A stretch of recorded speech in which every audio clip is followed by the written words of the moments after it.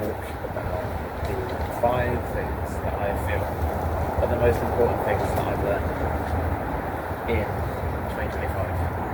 The list is not extensive, and there are definitely way more things, and probably things that I've forgotten, but these are the 5 things that I thought would be interesting and worth talking about. So, without further ado, let's get into it. So this year I've definitely decided to start talking more about my feelings. I think it's something that gets a very bad rep because it feels weird and it's not very traditionally masculine. You should keep things inside, and we're very quick to label suppression as strength. But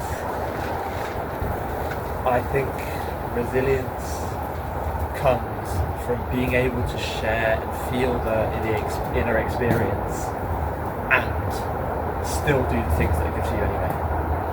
Because it's very easy to just shove things away.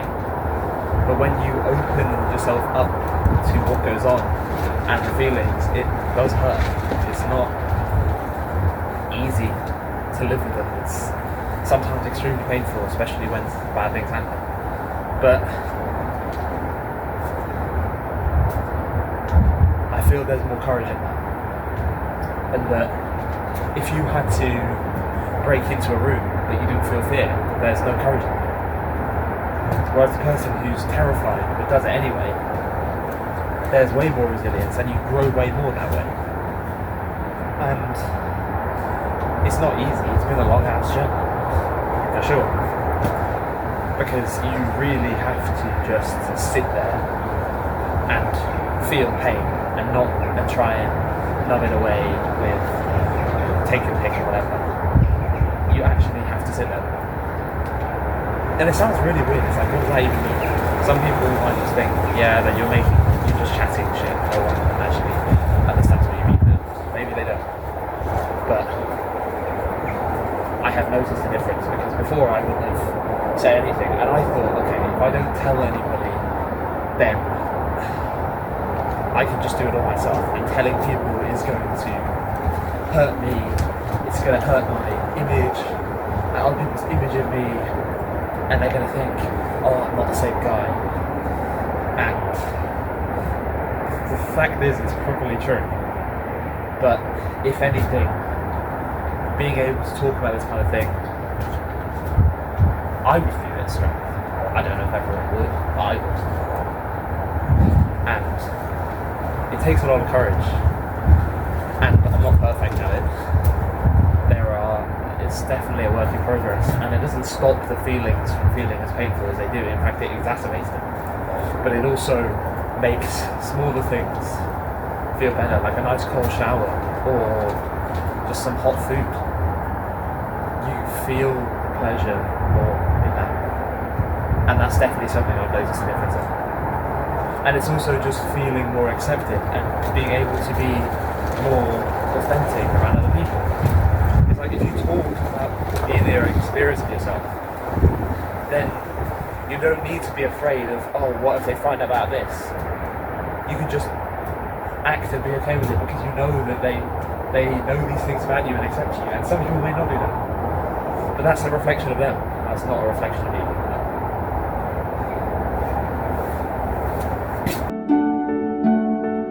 This is about the difference between the 2D and the 3D lesson. So for those who aren't aware, a 2D lesson is a lesson that you can learn by reading. You can learn it from one YouTube video and you'll never need to experience it in your life. This could be a math equation or some random theory that you just choose to learn. And a 3D lesson is something that you don't really fully understand until you experience it. And I think one of those things is talking about staying with your old friends as you go off to university or wherever. It's very easy to say, yeah, we'll talk all the time, we'll do this, we'll do that. And then when it actually comes around to it, you don't. Because of some random reason that you can't predict. And a lot of things are like that. I feel like long distance is another one. We think we're going to be the couple that's going to dance through the minefield and go out okay, even though all the statistics show that long distance relationships don't tend to work out that well for a variety of reasons. But that's something that you think you know until you experience it, and you realise that it may not always be true, and that you can't always dance through the minefield. And I think having a lot of success at a young age kind of sets you up for this as well in some ways. It's not like, I'm not saying I have had a lot of success, I don't really think I have, but it can be very easy to think that you're going to be the one that's going to make this work, and that you're somehow different from every single other person that's tried this before. And in your own way you are, but I often think the world doesn't really work that way.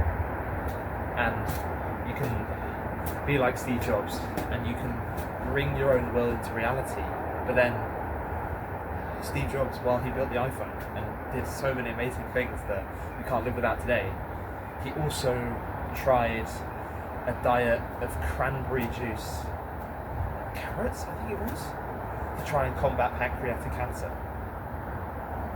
There are limits to the amount of reality that you can walk to your way.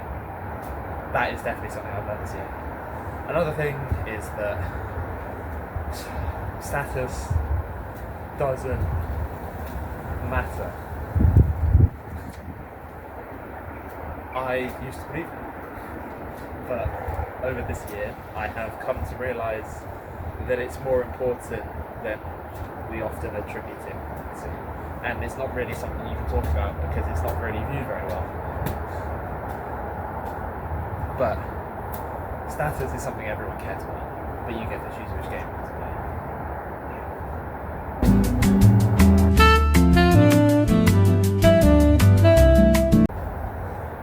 Another thing that I've learned this year is what resilience looks like. Because in all these statements of writing, like CV, you say, I'm very resilient and I've learned this via this and this and this, but until I experienced that, I had no idea what it was. I watched an old video of me saying, I've learned so much resilience from playing the piano, and maybe that was true. But when I look at myself now, I think that kid had no idea what resilience even meant. He couldn't even define it if you'd asked him. And that's fair.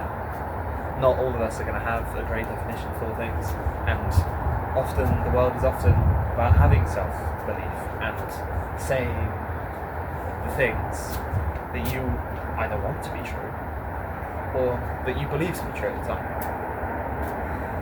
So, where does the story go? Around April, I was refereeing a football match, and the goalkeeper handballs it outside the box, and for those of you who know the rules of football, this is an automatic red card. So I go with zero confidence, I stop the game.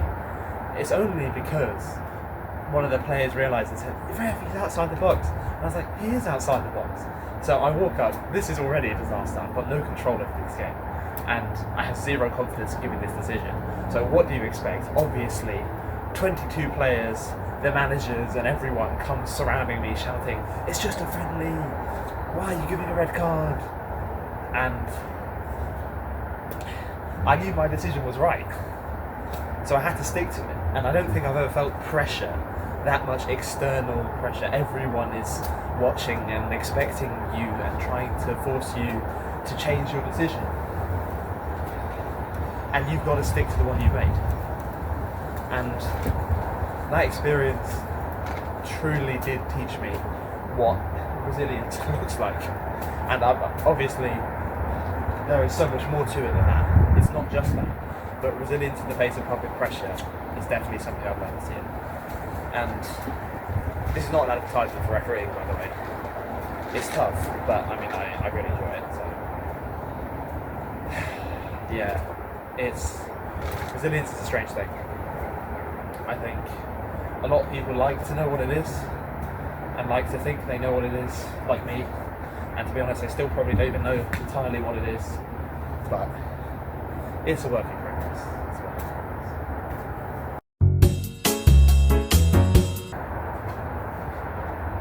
So this one links to the opening up a bit. I think over the past year, I have definitely realised that it is worth slowing down and seeking feedback from other people. And that seeking feedback from other people is not going to make them view less of you. And even so, what if it does?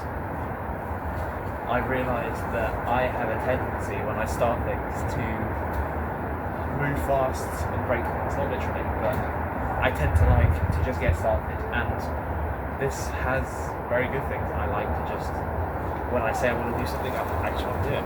I don't want to wait, I don't. Sometimes it could be said it's impatient, and it might be. But one thing that means is often I don't ask other people, is this a good idea first? And I just decide, okay, I'm going to do it. And I'll iterate from there. And there are things this works with, and there are also things this doesn't. This year I took a bike ride where I wanted to get somewhere quickly, and the seat was a bit too high, but I didn't have an Allen key, and I could have waited 5 minutes while someone else got one and lowered the seat, but I decided, it'll be fine, and I just left. I got almost hit by a car and crashed twice on that run. Bike ride. But yeah, sometimes it's definitely worth seeking feedback. And people like to help. They're not going to view you less for asking for help. Oh, he's weak, he's asking for help. He should be able to know everything by himself. That's what other people are for. You can't know everything. And ego very much often gets in the way. You think, oh, I'll be fine. I know everything. And seeking feedback is hard, and it's something that I will take into 2026 because I'm not perfect at it. But it's something I'm willing to improve, and it's so important. Especially if you're like me and you tend to just go and do things immediately rather than wait and look for the best strategy possible. Sometimes it is worth asking someone, okay, is this truly a good idea? Because sometimes feedback can be harsh, and getting negative feedback doesn't feel good. But often, what I've noticed is negative feedback isn't the best. I learn the most, I change the most when the feedback is negative. And it sucks to seek it out, but once you actually get it, there's so many learning opportunities. And that's also another thing that I've learned this year.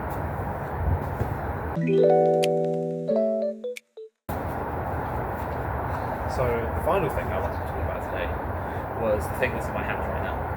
I did not expect that I would be here swinging a rope around, chatting to a camera last year. And the only reason I actually found this was quite lucky.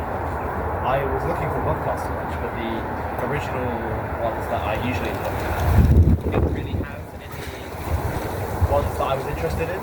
So I decided, okay, I'll just look at Tim Ferriss, and I found his podcast with Nsima Nyan, who you might have heard of. I mean, I will tell you more. And I watched the podcast, and I saw, they were doing this thing called rope flow, and I was thinking, and watching, and thinking, this is pretty cool. So I looked up the school community, and decided, okay, this is something that looks awesome, and would be fun to learn. So I decided to actually invest in rope, which is rare because I usually don't spend money on much. But I decided to invest in a rope, and from there it's been history. I cannot explain how much fun this is. It's just like learning any other skill, but I used to have back issues, but since I've done this, my spine just feels that much smoother. I feel like I could actually dance now. I mean, it's not like you'll see me in the club ever, but it's definitely something that I could do now. And when I listen to music, I feel better. And doing this with music if you swing to the beat, it's absolutely beautiful. But I can actually do things with my right hand. I don't feel limited. I can punch with somewhat good technique, and I don't feel like my right arm is just some random extraneous limb attached to my body. I feel like I can do behind the back movements, and I just think this is an awesome thing. You can take it anywhere. It's micro-dosing movement. It's just, there are so many things that I think benefit from using this rope. So I can't talk about it enough, and this is probably why you see me talking with this, because it's enjoyable. I enjoy talking with this in my hand, and I enjoy swinging this around, and if there's anything that I hope you've learned from this video, it's to try this, because I promise you'll be worth it. The frustration that is involved in learning these kind of skills is a form of neuroplasticity. My brain's been healthier, rewiring connections to my right hand and right leg, and I just can't talk about it enough. So yeah, those are the 5 things that I found most important in 2025. There's definitely more, and I hope I will learn many more things in the next year, and hopefully they won't just be the same lessons again. So yeah, thank you. If anyone's even watching at this point, thank you. But yeah, it's been a new year, and we'll see what 2026 brings.